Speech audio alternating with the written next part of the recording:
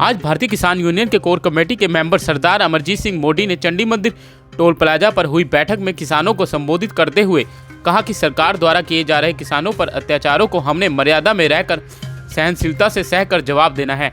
किसी भी प्रकार से ऐसा कोई कार्य नहीं करना जिससे कि सरकार को किसानों पर उंगली उठाने का मौका मिले और किसान आंदोलन कमजोर पड़ जाए।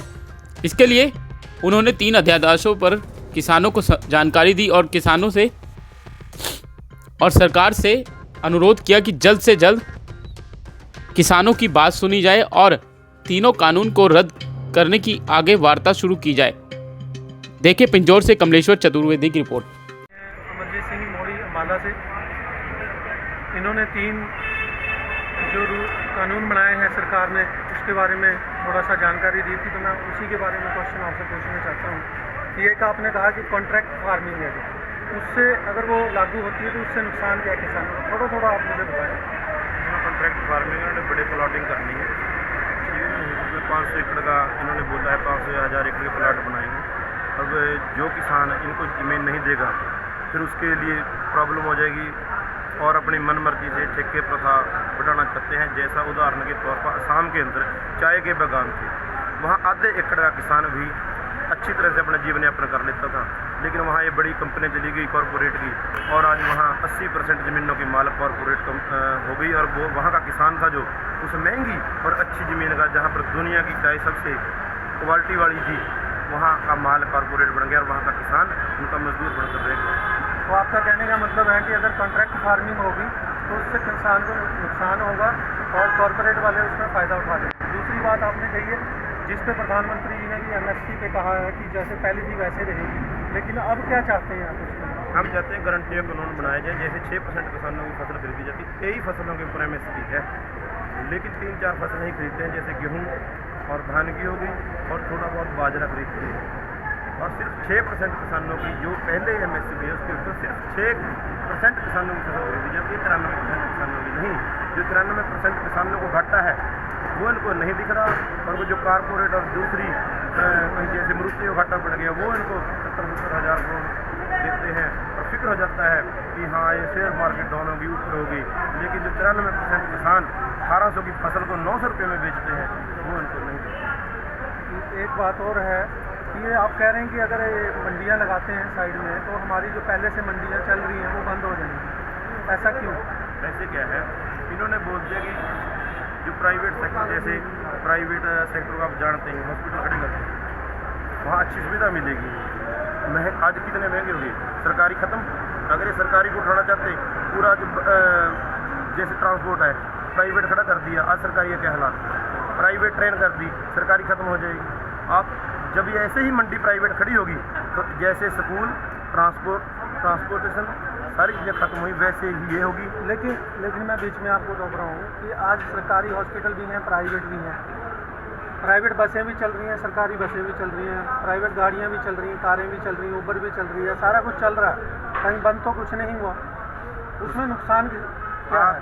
आपको पता होना चाहिए कि जो इन्होंने सिस्टम खड़ा करते हैं वो पूरे का पूरा जो सरकारी स्कूल है वो भी कॉरपोरेट को देने वाले हैं। ये मेरे ख्याल से हमारे हरियाणा में शुरू हो गया है, वहाँ पर इन्होंने टैक्स नहीं, बाहर की जो मंडी है टैक्स फ्री करती है। जो हमारी सरकारी मंडी है मैं उसी के ऊपर आना चाहता हूँ और ब्रीफली समझाना चाहता हूँ। सरकारी मंडी में 6% टैक्स है, उसमें से कर्मचारियों के लिए जो वहाँ पर कर्मचारी हैं और जो हमारे रोड हैं मंडी बोर्ड के खर्चे से बनाए जाते हैं, और एक सरकारी एजेंसी है।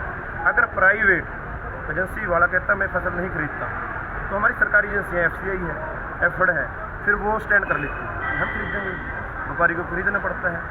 बाहर जाकर फिर जो 6% टैक्स है वो पैसा भी 1-2 साल वो प्राइवेट सेक्टर वाले दे देंगे किसान को, और किसान वहाँ से जैसे बासमती है उसको खरीदता है तो वो टैक्स बचा लेते हैं, वहाँ पर 1-2 साल हमें पैसे ज़्यादा दे देगा, मंडी खत्म हो जाएगी, सरकारी मंडी में कोई नहीं जाएगा, फिर वो अपनी मनमर्जी करेगा, क्योंकि बाहर सरकार तो खड़ेगी, मंडी तो सिस्टम खत्म हो गया। अब मंडी में तो ना व्यापारी रहा, ना पल्लेदार रहा, ना आड़ती रहा, ना वहाँ सेक्टर रहे। शायद मैं आपकी जानकारी के लिए बता देना चाहता हूँ, जो मार्केट कमेटी के मुलाजिम हैं उनको सबको तब्दील कर दिया गया है। इन्होंने पूरी स्कीम है, ये तो अब आंदोलन हुआ अब कहने लगे, लेकिन जो हमारी डिमांड है पूरे हिंदुस्तान किसान की फसल को जो ये सरकार MSP तय करती है, अखबारों के फ्रंट पेज पे लगवाती है, वो सारी की सारी 23 फसलें उस रेट पर बिकनी चाहिए। उदाहरण के तौर पर मैं बता देना चाहता हूँ, कोर्ट के अंदर केस भी है। मैं भी मक्की का किसान हूँ, मक्के का। मेरी मक्का 700 रुपये में बेची मैंने 600 क्विंटल, और MSP है 1850 रुपये, जबकि 1000 रुपये क्विंटल खर्चा है। तो आपका कहने का मतलब है कि अगर फिक्स हो जाएगा तो उसमें किसान को कोई नुकसान नहीं, कोई भी लेगा तो। लेकिन सरकार कह रही है कि दूसरा जो सबसे ज़्यादा दिक्कत वाला है, उन्होंने एक पेन धारक को बना दिया व्यापारी, वो सारे गांव की फसल खरीद ले, सारे हरियाणा की फसल खरीद ले और लेकर चले जाए, चेक दे देता है, और उस चेक को आप कोर्ट में भी लगा सकते हैं, चलो मान गए हैं, लेकिन कौन फिरेगा पीछे पीछे।